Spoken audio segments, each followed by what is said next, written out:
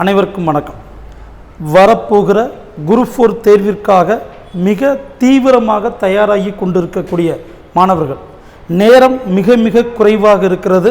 So படிக்க வேண்டிய பாடமும் பார்த்தீங்கன்னா இப்போ உங்களுக்கு நிறைய இருக்கிற மாதிரி தெரியும்.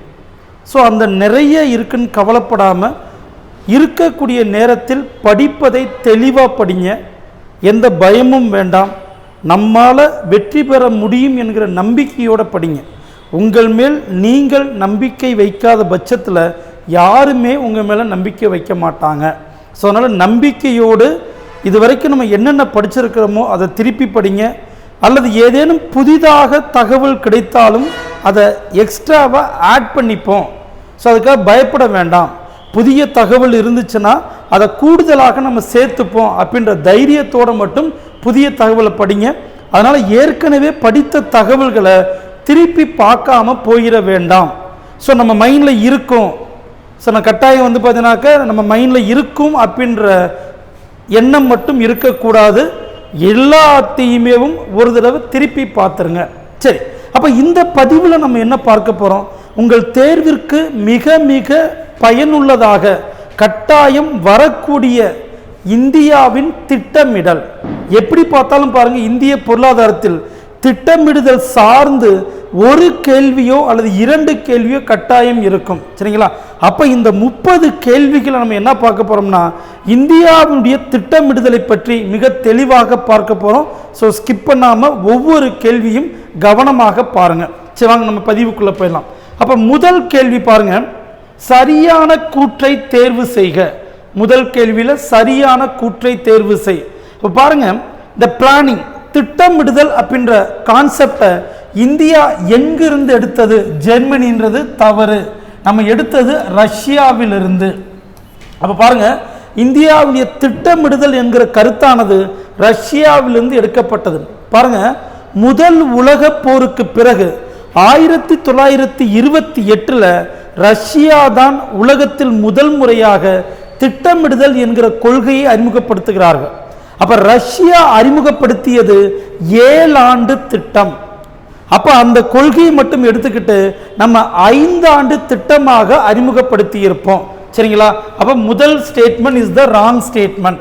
அதை எடுத்து பாருங்க, இதுவரை இந்தியா 12 5 திட்டங்கள் கரெக்ட். 12 5-year பிளான் நம்ம அறிமுகப்படுத்தி இருக்கிறோம்.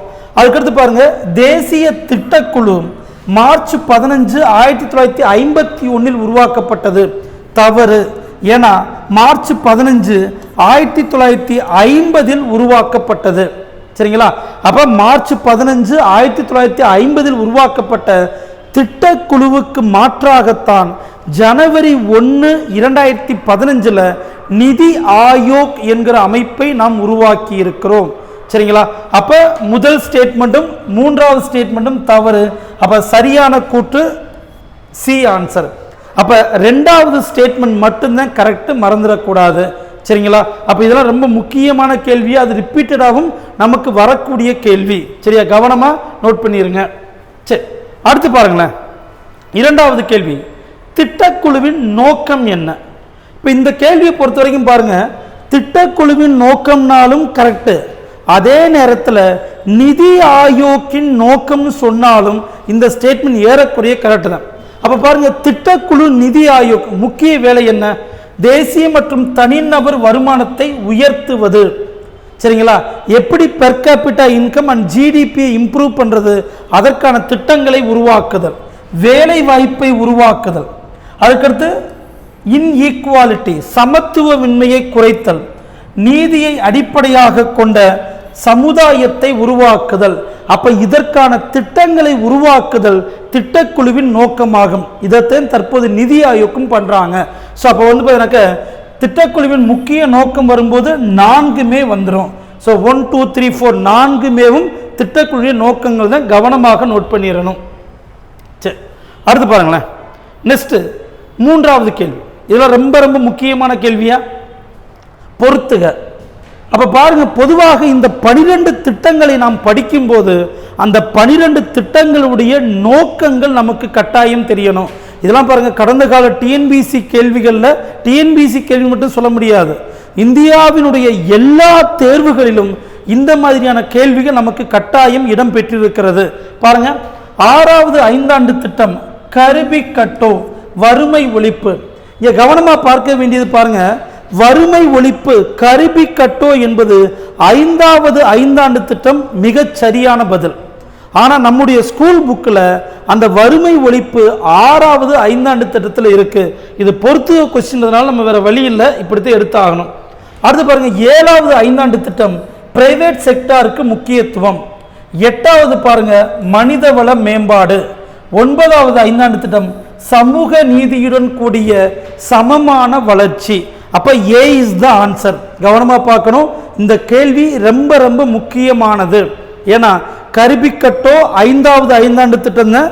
ஆனால் இங்க பொறுத்துக்க பாருங்க, ஸ்கூல் புக்ல இருந்து நம்ம எடுத்தோம்னாக்க வறுமை ஒழிப்பு 6வது ஐந்தாண்டு திட்டம், வேற வழி இல்லை, கொடுத்திருக்கிற ஆப்ஷன் வச்சு தான் நம்ம மேட்ச் பண்ண வேண்டியது இருக்கும். சரிங்களா?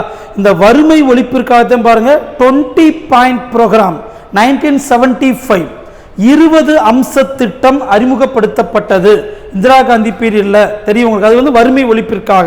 ஸோ அதெல்லாம் கவனமாக இங்கே நோட் பண்ணிருங்க. சரி, அப்போ 3வது கேள்விக்கு ஆன்சர் இஸ் ஏ. அடுத்து பாருங்க, 4வது ஐந்தாண்டு திட்டம். இது என்ன கேள்வி சார்? இது ரொம்ப ஒண்ணுமே இல்லை, திட்டமிடுதலுடைய வரலாற்று பின்னணி. அப்ப அந்த திட்டமிடுதலுக்காக எங்கிருந்து அந்த கதை உருவாகிறது பாருங்களேன். அப்ப இந்தியாவில் முதலாக திட்டமிடுதலை நடைமுறைப்படுத்த வேண்டும் என்கிற கருத்தை முதலாக வலியுறுத்தியது எம் விஸ்வேஸ்வரையா. சரியா? அப்ப பாருங்க, இவர் 1934 இந்திய பொருளாதாரத்தின் திட்டமிடல், the economic planning of India, இந்திய பொருளாதாரத்தின் திட்டமிடுதல் என்கிற புத்தகத்தின் வாயிலாக 10 ஆண்டு திட்டத்தை நடைமுறைப்படுத்துவதற்கு யோசனை தெரிவித்திருப்பார். அப்ப கவனமா பார்க்கணும், எம் விஸ்வேஸ்வரையா 1934 அவர் எழுதின புத்தகம் இந்திய பொருளாதாரத்தின் திட்டமிடல். இதில் அவர் சொன்னது 10 இயர்ஸ் பிளான். அப்ப 1934. அதற்கடுத்து பாருங்க, ஜவஹர்லால் நேரு 1938 நல்லா பாருங்க, 1938 ஹரிபுரா காங்கிரஸ் மாநாடு, தலைவர் நேதாஜி சுபாஷ் சந்திர போஸ். அந்த மாநாட்டில் தான் பாருங்க காங்கிரஸ் கட்சி ஜவஹர்லால் நேரு தலைமையில் தேசிய திட்டக்குழுவை உருவாக்கி இருக்கும். திட்டக்குழுவை உருவாக்கி இருப்பார்கள். இந்தியாவை இண்டஸ்ட்ரியல் கண்ட்ரியாக மாற்றுவதற்கான திட்டங்களை உருவாக்கி இருப்பார்கள். ஆனால் விளைவு 39 இரண்டாம் உலகப் போர் துவங்கியதால், 1939 இரண்டாம் உலகப் போர் துவங்கியதால் இந்த நேரு திட்டமானது நடைமுறைப்படுத்த முடியவில்லை. சரிங்களா? அடுத்து பாருங்க, பம்பாய் பிளான் 1940. பம்பாயினுடைய 8 தொழில் முதலாளிகள் இந்த திட்டத்தை அறிமுகப்படுத்தி இருப்பார்கள். இது வந்து எனக்கு ஒரு இன்வெஸ்ட்மெண்ட் பிளான், முதலீட்டு திட்டம் சொல்லுவாங்க பம்பாய் திட்டத்தை. இது பாருங்க 15 ஆண்டு திட்டம். அப்ப பம்பாயினுடைய 8 இண்டஸ்ட்ரியலிஸ்ட் இந்த திட்டத்தை முன்மொழிந்திருப்பார்கள். இது ஒரு முதலீட்டு திட்டம். பாருங்க, Bombay plan is investment plan. கவனமாக பார்க்கணும், முதலீட்டு திட்டம். இது வந்து அவங்க பரிந்துரை செய்தது 15 ஆண்டு திட்டம். சரிங்களா? அடுத்து பாருங்க, Gandhian plan 1944. Gandhian plan 1944 Shriman Narayan Agarwal, S N அகர்வால்னு சொல்லுவோம். ரொம்ப சிம்பிளா ரூரல் டெவலப்மெண்ட். சரியா? கிராமப்புற மேம்பாடு, அக்ரிகல்ச்சர் டெவலப்மெண்ட் அப்படின்றத காந்திய திட்டத்தின் நோக்கமாக இருக்கும். அப்போ பாருங்க, கரெக்ட் குரோனாலஜிக்கல் ஆர்டர். அப்போ இது ஈஸியாக நீங்கள் எடுத்தீங்கன்னா பாருங்க, B is the answer. B வந்து நமக்கு பதிலாக கிடைக்கும். ஸோ 4th கொஸ்டின் கவனமாக பார்க்கணும். இதில் நான் சொல்லியிருக்கக்கூடிய ஒவ்வொரு தகவலுமே மிக மிக முக்கியமானது. ஸோ கவனமாக நோட் பண்ணிடுங்க. சரி, அடுத்து பாருங்களேன், 5வது கேள்வி. பின்வரும் கூற்றுக்கள் அடிப்படையில் ஆளுமையை அடையாளம் காண்க. கண்ணை முடிட்டு போட்டுடலாம். நீங்க நல்லா பாருங்க, பீப்புள்ஸ் பிளான், மக்கள் திட்டம்னு வாசிச்ச அடுத்த செகண்டேவும் எம்என் ராய் ஆன்சருக்கு வந்துடணும். அப்ப இந்த செகண்ட் ஸ்டேட்மெண்ட்டை நான் ரீட் பண்ணணுமா? அது என்ன வேணாலும் இருந்துட்டு போதும், அதை பத்தி கவலையே நீங்க பட தேவையில்லை. ஏன்னா பாருங்க, இந்த 2 ஸ்டேட்மெண்ட்டுக்கும் உரிமையாளர், இந்த 2 ஸ்டேட்மெண்ட்டும் யாரு பற்றி தொடர்புடையது கேள்வி. நமக்கு முதல் ஸ்டேட்மெண்ட்லேயே வந்துடும், people's plan 1945. 1945 M N Roy is the correct answer. அப்ப கீழே பாருங்க, வேளாண்மை உற்பத்தி விநியோகத்தை இயந்திரமயமாக்கணும், அதே நேரத்தில் நுகர்வை அரசே விநியோகம் செய்ய வேண்டும். புத்தகத்தில் இருக்கிற லைனை அப்படியே எடுத்து கொடுத்துருக்கோம். சரிங்களா? அப்போ 5th கொஸ்டின் பொறுத்த வரைக்கும் டெல்லி இஸ் த ஆன்சர். கவனமாக நோட் பண்ணிருங்க. சரி, அடுத்து பாருங்களேன், 6வது கேள்வி. இப்போ இன்னைக்கு சொன்னேன் இல்லையா, இந்திய பொருளாதாரத்தின் திட்டமிடுதல் என்கிற புத்தகத்தை எழுதியவர் யார்? அப்ப இந்த புத்தகத்தின் மூலமாக திட்டமிடுதலுக்கு அடித்தளத்தை உருவாக்கியது யார்? எம் விஸ்வேஸ்வரையா. 1934 10 years plan. இந்த புத்தகத்தில் அவர் பரிந்துரை செய்தது 10 ஆண்டு திட்டம். சரிங்களா? அப்ப 6வது கேள்விக்கு சி இஸ் த ஆன்சர். அடுத்து பாருங்க, 7வது கேள்வி. 7வது கேள்வி பாருங்க, மேல இருக்கக்கூடிய ஸ்டேட்மெண்ட்டை கவனமா வாசிட்டு வரும்போது பாருங்க, காந்திய திட்டம் அந்த வார்த்தை தான்.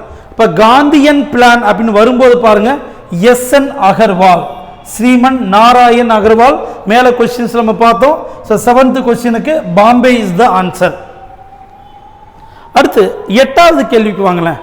நிதி ஆயோக் வெளியிடக்கூடிய குறியீடுகள் என்னென்ன? எந்தெந்த குறியீடுகள் இண்டெக்ஸை நிதி ஆயோக் வெளியிடுகிறது? பாருங்க, இந்த எல்லா குறியீடுகளுமே நிதி ஆயோக் வெளியிடக்கூடியதையா?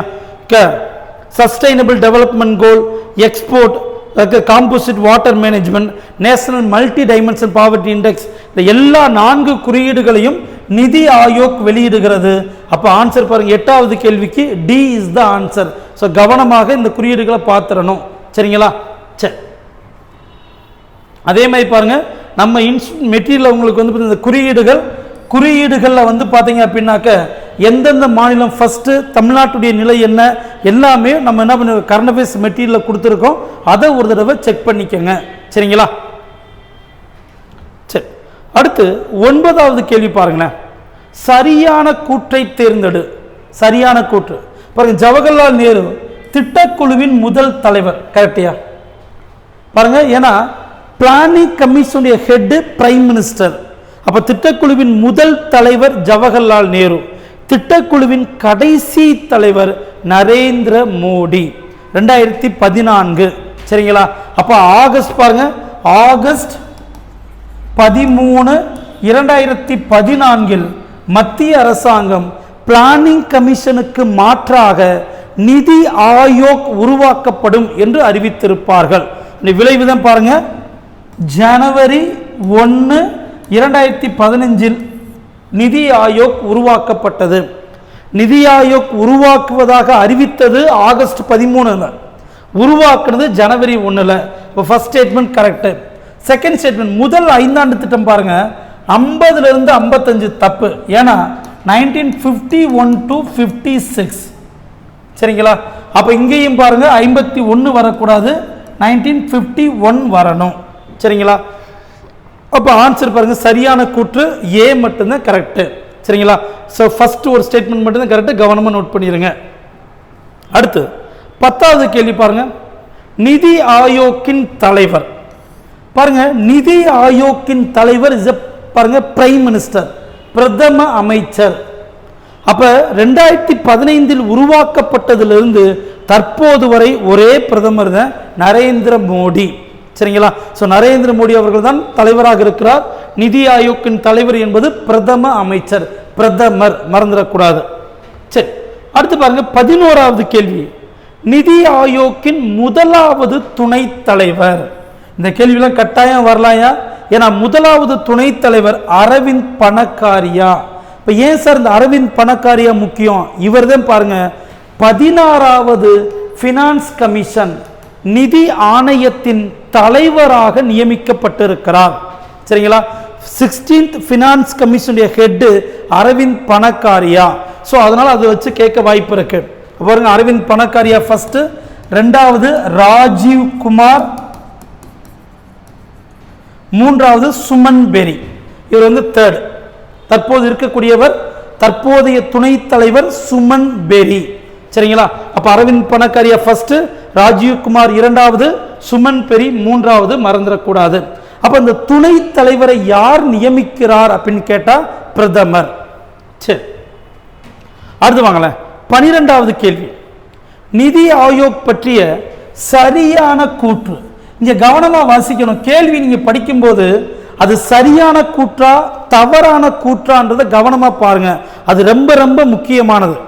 சரிங்களா? இந்த இடத்துல கேள்வியை ஒழுங்கா வாசிக்காமத்தான் எல்லாருமே தப்பு பண்றாங்க. இப்போ நம்ம இன்ஸ்டியூட்லேயே பாருங்க, குறைஞ்சது ஒரு 60லிருந்து 70 தேர்வுகள் எழுதியிருப்பாங்க தமிழுக்கு மட்டும். ஆனால் அதுலேயே பாருங்களேன், ஒவ்வொரு தடவையும் கேள்வி கொடுக்கும் போதெல்லாம் கேர்லெஸ் மிஸ்டேக். நீங்கள் தேர்வினுடைய மிக முக்கிய நோக்கம் கேள்வியை முழுசா வாசிங்க. அந்த கேர்லெஸ் மிஸ்டேக் அப்படின்றது 5க்குள்ள இருந்துச்சுன்னா கட்டாயம் நீங்கள் வெற்றி பெற்று விடுவீர்கள்.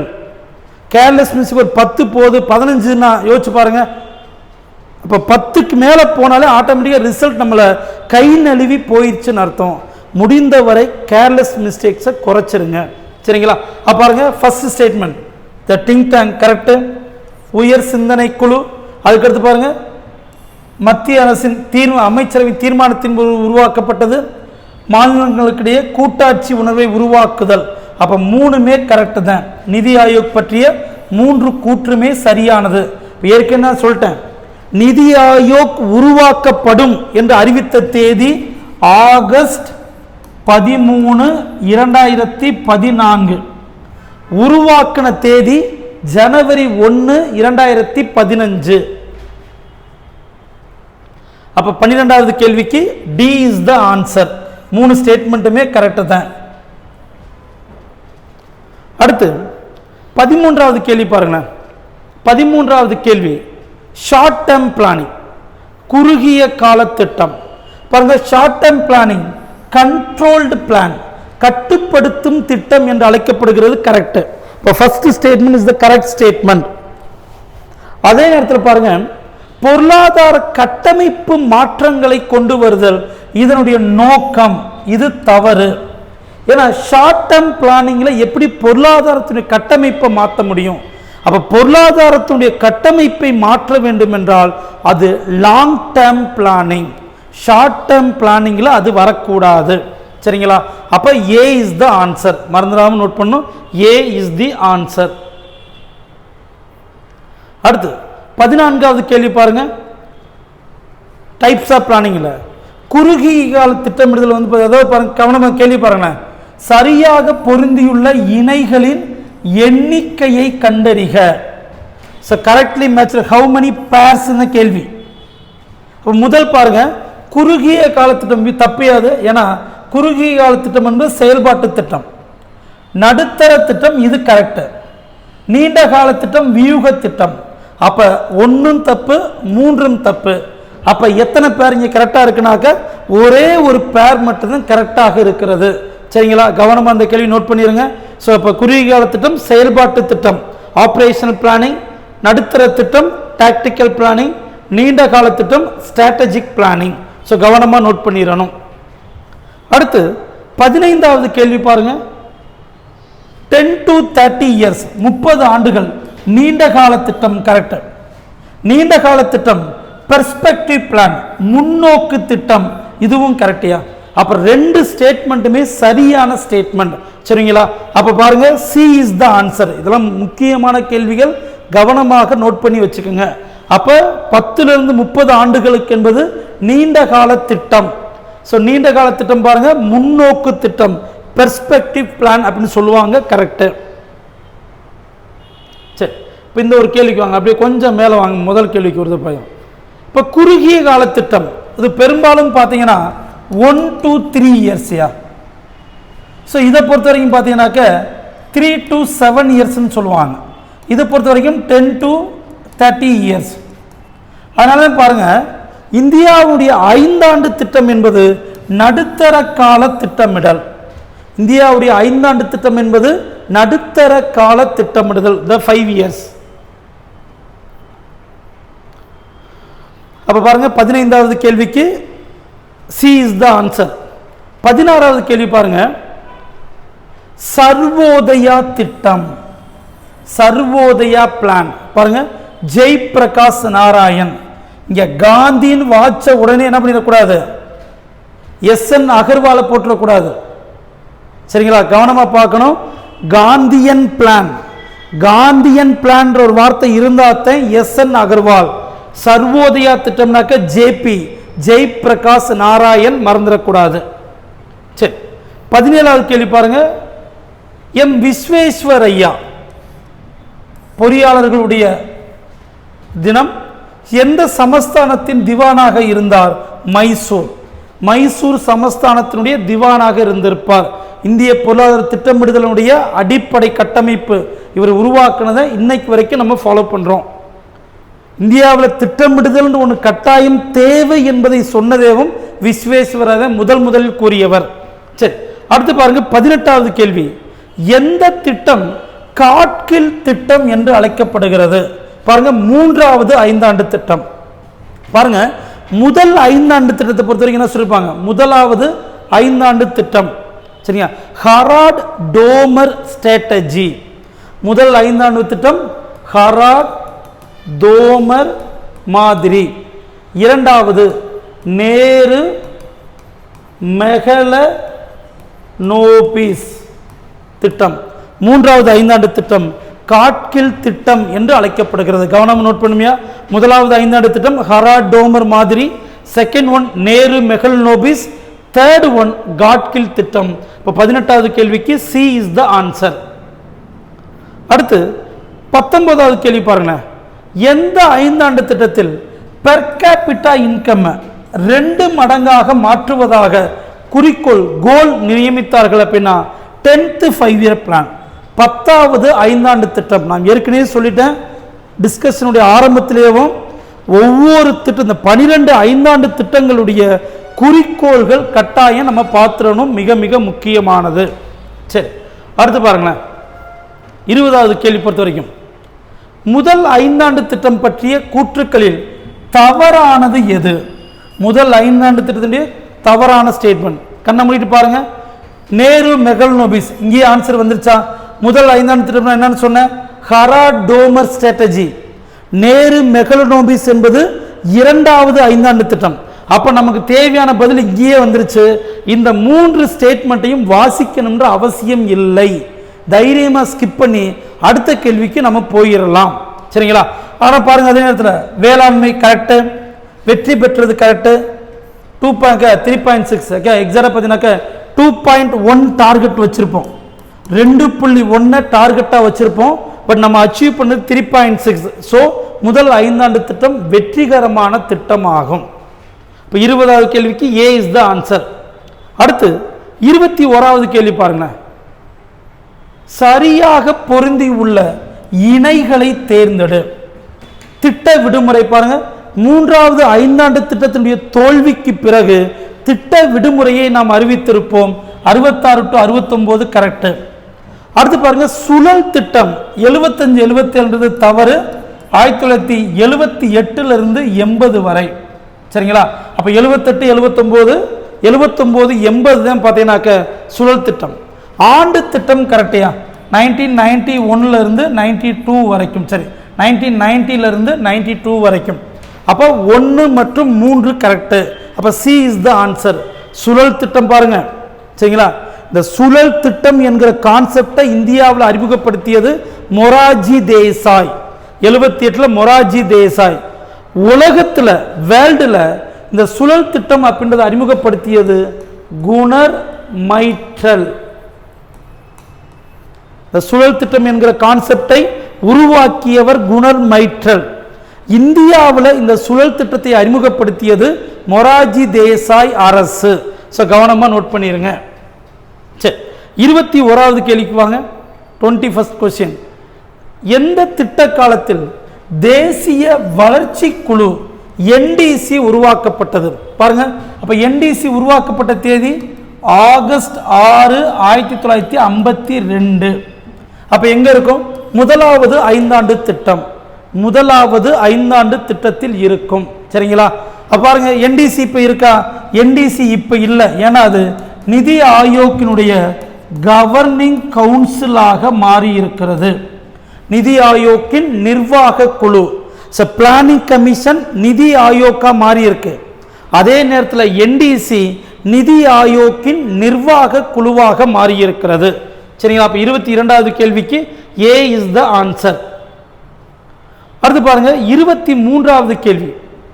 12வது ஐந்தாண்டு திட்டத்தின் நோக்கம் என்ன? பாருங்க 12வது ஐந்தாண்டு திட்ட நோக்கம் பாருங்க, faster more inclusive sustainable growth. அப்ப D இஸ் த ஆன்சர். இங்க ஒரு வார்த்தை கவனமா பாருங்க, இந்த கேள்வி ரொம்ப ரொம்ப முக்கியமான கேள்வியா, கவனமா பாருங்களேன். இன்க்ளூசிவ் growth, உள்ளடக்கிய வளர்ச்சி முதலாக எப்பொழுது அறிமுகப்படுத்தப்பட்டதுன்னா 11th 5-year plan. அதே நேரத்தில் சஸ்டைனபிள் growth, நிலையான வளர்ச்சி, இது எங்கன்னா 12th பிளான், 12வது ஐந்தாண்டு திட்டம். சரிங்களா? அப்போ 12வது ஐந்தாண்டு திட்ட நோக்கம் என்பது டி. இதே 11வது ஐந்தாண்டு திட்டம்னா C is the answer. Faster more inclusive growth, அது 11th 5-year plan. Inclusive growth and sustainable growth அப்படின்னா அது 12th 5-year plan. சரிங்களா? அப்ப 23வது கேள்விக்கு டி இஸ் த ஆன்சர். அடுத்து பாருங்க 24வது கேள்வி. எந்த ஐந்தாண்டு திட்டத்திற்கு பிறகு திட்ட விடுமுறை 3வது ஐந்தாண்டு திட்டம்? அப்ப ஏன் சார் திட்ட விடுமுறை விட்டோம்? 3வது ஐந்தாண்டு திட்டத்தில் தான் பாருங்க 1962 இண்டோ சீனா வார், 1965 இண்டோ பாகிஸ்தான் வார், இந்தியா பாகிஸ்தான் வார், அதுக்கடுத்து ஃபெமைன், ட்ரவுட், இந்த மாதிரி பாருங்க பல்வேறு காரணங்களால 3வது ஐந்தாண்டு திட்டம் படு மோசமான தோல்வியை தழுவியது. விளைவு நம்ம அடுத்து பிளான் பண்ண முடியல. ஸோ என்ன பண்ணிருப்போம், திட்ட விடுமுறையை அறிவித்திருப்போம். 1966 69 வரை திட்ட விடுமுறையானது அறிவிக்கப்பட்டிருக்கும். அப்ப 24வது கேள்விக்கு ஏ இஸ் த ஆன்சர். அடுத்து பாருங்க 25வது கேள்வி. 8வது ஐந்தாண்டு திட்டத்தின் காலம் என்ன? கண்ணை மூடிட்டு போடுறா 92 97. அப்ப இது பார்த்தீங்கன்னாக்கா 9வது ஐந்தாண்டு திட்டம், 9th 5-year plan. அப்ப 8வது ஐந்தாண்டு திட்டம் 92 97. இந்த 8வது ஐந்தாண்டு திட்டம் மிக மிக முக்கியமானது. எல்பிஜி, லிபரலைசேஷன், பிரைவேட்டைசேஷன், குளோபலைசேஷன் என்கிற புதிய பொருளாதார கொள்கையை அறிமுகப்படுத்திய திட்டம். சரிங்களா? அப்ப 25வது கேள்விக்கு பாம்பே இஸ் த ஆன்சர். அடுத்து 26வது கேள்வி பாருங்க, நபார்டு வங்கி எப்பொழுது உருவாக்கப்பட்டது? நபார்டு வங்கி ரொம்ப சிம்பிளா பாருங்க, 1982. இந்தியாவினுடைய கிராமப்புற மேம்பாடு, இந்தியாவுடைய கிராமப்புற மேம்பாடு மற்றும் வேளாண் மேம்பாடு. பாருங்களேன், நபார்டுடைய ஃபுல் ஃபார்ம் என்ன? இதே ஒரு கேள்வி இருக்கியா, நபார்டுடைய ஃபுல் ஃபார்மே கேள்வி கேட்டிருக்காங்க. The national bank for agriculture and rural development. National bank for agriculture rural development, கிராமப்புற மேம்பாடு மற்றும் வேளாண் மேம்பாட்டிற்கான தேசிய வங்கி. 1982 உருவாக்குனாங்க. 6வது ஐந்தாண்டு திட்டம். சரிங்களா? கவனமா பார்க்கணும். இந்த மாதிரி கேள்வி கேட்டாலும் உங்களுக்கு சொல்ல தெரியணும் கவனமா. 82. அப்ப 82 தெரிஞ்சா இந்த திட்டங்களுடைய காலமும் நமக்கு தெரியணும். கவனமா நோட் பண்ணிருங்க. சரி, 27வது கேள்வி பாருங்க, எந்தெந்த திட்டம் வெற்றி பெற்றது? பாருங்க, எந்தெந்த திட்டம் வெற்றி பெற்றவை? 1வது ஐந்தாண்டு திட்டம் கட்டாயம் வெற்றி, 8வது ஐந்தாண்டு திட்டம் வெற்றி. சரிங்களா? அதே மாதிரி பாருங்க, இங்க இடத்துல கவனமா பார்க்க வேண்டியது நீங்க பாத்தீங்கன்னா ஒரு சின்ன இன்ஃபர்மேஷன். இந்த 2வது ஐந்தாண்டு திட்டத்தின் டார்கெட் 4.5, பட் நம்ம அச்சீவ் பண்ணது 4.2 அல்லது 4.1 தான். ஆனால் இருந்தாலும் the second 5-year plan moderately success சொல்லியிருப்பாங்க. சரிங்களா? சரி, இப்போ இந்த கேள்விக்கு இவ்வளவு தெரியணுமா சார்? கேள்வி பார்க்கறது உங்களுக்கு கடினமாக இருக்கிற மாதிரி இருக்கும். இது கடினமான கேள்வியே இல்லை. சிம்பிளா பாருங்க, 6வது ஐந்தாண்டு திட்டமும் வெற்றி பெற்றது. 3வது ஐந்தாண்டு திட்டம் தோல்வியா? அப்ப ரொம்ப சிம்பிளா என்ன பண்ணுங்க, 3 எங்கெங்க இருக்கு ரிமூவ் பண்ணுங்க. அப்ப மிக எளிதாக ஏ இஸ் த ஆன்சர். அவ்வளவுதான். இப்ப இந்த கேள்வி எதுக்காக சார் நீங்க வச்சிருக்கீங்க அப்படின்னா ஒண்ணுமே இல்லை, கேள்வியை பார்த்து பயந்துடக்கூடாது. சிம்பிளான கேள்வியை பெருசா இருக்கு அப்படின்றதற்காக பயப்படாம நீங்கள் தைரியமாக அணுகுனீங்கன்னா ஆன்சர் நமக்கு வந்துடும். சரிங்களா? அப்போ 27வது கேள்விக்கு so A is the answer. அடுத்து நம்முடைய எக்கனாமிக்ஸ் மெட்டீரியல் பார்த்தீங்கன்னா உங்களுக்கு தெரியும், ஒவ்வொரு 5ஆண்டு டார்கெட்டு திட்டம் எல்லாமே போட்டிருப்போம்.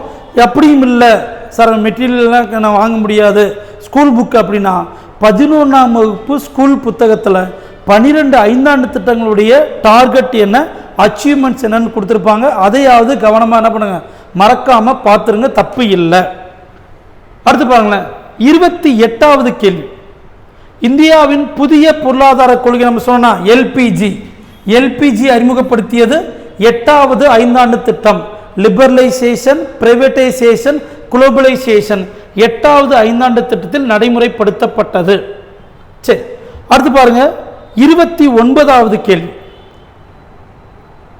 பின் வருவனவற்றுள் எது அரசியலமைப்பு நிறுவனம்? பாருங்க, எதெல்லாம் கான்ஸ்டிடியூஷனல் பாடி. அப்ப கான்ஸ்டிடியூஷனல் பாடினா என்ன? அது அரசியலமைப்பில் குறிப்பிடப்பட்டிருக்க வேண்டும், அதுக்குன்னு ஆர்டிக்கல் இருக்கணும். சரிங்களா? அப்ப பாருங்க, திட்டக்குழுக்கு இருக்கா? கிடையாது. என்டிசிக்கு இருக்கா? கிடையாது. நிதி ஆயோக் இருக்கா? கிடையாது. ஏன்னா இந்த 3 அமைப்புகளுமே உருவானது மத்திய அமைச்சரவையின் தீர்மானத்தின் மூலமாக, அண்டர் கேபினட் ரெசல்யூஷன். அப்ப இதற்கு அரசியலமைப்பிலும் குறிப்பிடப்படவில்லை, அதே நேரத்தில் பாராளுமன்ற சட்டத்தின்படியும் உருவாக்கப்படவில்லை. நெய்தர் கான்ஸ்டிடியூஷனல் நார் ஸ்டாச்சுட்டரி பாடி. சரிங்களா? அப்ப பாருங்க, ஆன்சர் பொறுத்த வரைக்கும் எதுவும் இல்லை தான் ஆன்சர் வரணும். ஏன்னா இவை 3மேவும் கேபினட் ரெசல்யூஷன், மத்திய அமைச்சரவையின் தீர்மானத்தின்படி உருவாக்கப்பட்டவை. சரிங்களா? அப்ப 29க்கு டி இஸ் த ஆன்சர். அடுத்து 30வது கேள்வி பாருங்க, நிலையான வளர்ச்சி மற்றும் தற்சார்பு நிலையை அடைதல். பாருங்களேன், இது 6வது 5ஆண்டு திட்டத்தினுடைய நோக்கமாகும். அதனால பாருங்க, இந்த 6வது 5ஆண்டு திட்டத்தில் அந்த செல்ஃப் ரிலையன்ஸ், தற்சார்பு நிலையை அடைவதற்காக மக்களுக்காக பல்வேறு நலத்திட்டங்களை அறிமுகப்படுத்தி இருப்பார்கள். அதனால் இந்த திட்டமானது வெற்றிகரமான திட்டமாகவும் மாறியிருக்கும். அப்போ 30வது கேள்விக்கு ஆன்சர் வந்து பார்த்தீங்கன்னாக்க டி இஸ் த ஆன்சர். அப்போ இதே நேரத்தில் இன்னும் ஒரே ஒரு கேள்வி எக்ஸ்ட்ராவாக நம்ம பார்த்துடலாம். நிதி ஆயோக். இப்போ நிதி ஆயோக் ஜனவரி 1, 2015 உருவாக்குனாங்க. உருவாக்குனதுமே நிதி ஆயோக் லாங் டேர்ம் பிளானிங்கையா, நீண்ட கால திட்டத்தை அறிமுகப்படுத்தினார்கள். 15 ஆண்டு திட்டம். சரிங்களா? 15 ஆண்டு திட்டத்தை அறிமுகப்படுத்தி இருப்பார்கள். இப்போ கேள்வி பாருங்க, நிதி ஆயோக்கினுடைய நீண்ட கால திட்டத்தின் நோக்கம் என்ன அப்படின்னு கேட்டாங்கன்னா வறுமை ஒழிப்பு. நிதி ஆயோக்கினுடைய பெர்ஸ்பெக்டிவ் பிளான், லாங் டேர்ம் பிளானுடைய அப்ஜெக்டிவ்ஸ், நீண்ட கால திட்டத்தின் நோக்கம் என்னன்னு கேட்டாங்கன்னா வறுமை ஒழிப்பு. கவனமாக நோட் பண்ணிடணும். சரிங்களா? அப்போ இந்த பதிவு உங்களுக்கு பயனுள்ளதாக இருக்கும் நாங்கள் நம்புகிறோம். மேற்கொண்டு ஏதேனும் சந்தேகம் இருக்கு தாராளமாக என்ன பண்ணுங்க, கமெண்ட் பண்ணுங்க. அதே நேரத்தில் சந்தேகம் இருந்தால் இந்த எண்ணுக்கு தொடர்பு கொண்டு சந்தேகத்தை கேளுங்க. சரிங்களா? ஸோ கீழே கமெண்டில் வந்து பார்த்தீங்கன்னாக்க கேள்வி நீங்கள் போட்டு வச்சிடுறீங்க. மேற்கொண்டு உங்களுக்கு ஏதேனும் சந்தேகம் இருக்கும் பட்சத்தில் தாராளமாக எப்போ வேணாலும் எங்களை தொடர்பு கொள்ளலாம். கட்டாயம் உங்களுக்கு நாங்கள் உதவி செய்கிறோம். சரிங்களா? ஸோ வரக்கூடிய குரூப் 4க்காக கவனமாக தைரியமாக படிங்க. உங்களால் தான் பாஸ் ஆக முடியும்ன்றதை நம்புங்க. யார் சொல்கிறதையும் காதிலே வாங்கிக்காதீங்க. ஏன்னா உங்களை பற்றி உங்களுக்கு நன்றாக தெரியும், நன்றாகவே தயாராகி இருப்பீர்கள். அப்போ மீதி இருக்கக்கூடிய இந்த 2 வாரங்களில் கவனமாக படிங்க. சரிங்களா? ஸோ வரக்கூடிய திங்கட்கிழமை மாநில அளவிலான இலவச முழு மாதிரி தேர்வு. ஸோ ஏற்கனவே நம்ம பசங்களுக்காக 4 மாதிரி தேர்வு, ஒவ்வொரு திங்கட்கிழமையும் 4 முழு மாதிரி தேர்வு நடைபெற்று விட்டது. 5வதாக முழு மாதிரி தேர்வு நடைபெறப் போகிறது வரக்கூடிய திங்கட்கிழமை. ஸோ உங்களுக்கு யாராவது அதில் தேர்வு எழுதணும்னு ஆசைப்பட்டீங்கன்னாக்க இந்த 2 எண்களில் ஏதாவது ஒரு எண்ணுக்கு உங்களுடைய பெயர் மற்றும் எங்கிருந்து நீங்கள் பேசுகிறீங்கன்றதை பதிவு செய்து கொள்ளுங்கள். உங்களுடைய வாட்ஸ்அப் எண்ணிற்கு வினாவும் அதற்கான விளக்கமும் அனுப்பி வைக்கப்படும். சரிங்களா? நன்றி. அடுத்த பதிவில் நாம் பார்க்கலாம்.